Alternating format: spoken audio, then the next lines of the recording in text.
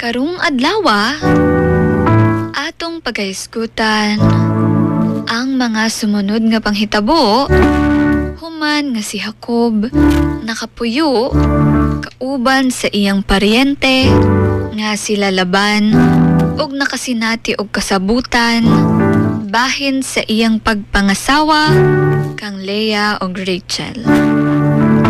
Ato kining mabasa sa Genesis 29 verse 31 to 35. Tungod kay si Leah wala gihigugma sama kang Rachel, giblasingan siya sa Ginoo ug mga anak.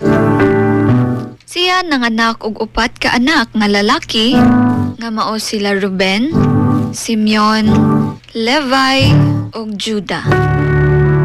Sa matag anak nga iyang natawo, giila ni Leah ang pagkamaayo sa Ginoo ug nagpasalamat siya kaniya.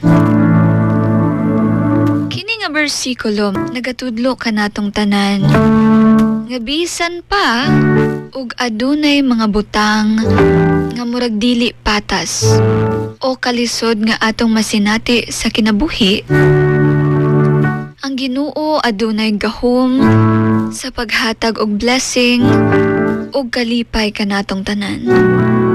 Siya makakita sa kasakit ug kahimtang sa matag usa ug makahatag gihapon og hinungdan sa pagpasalamat ug paglaom.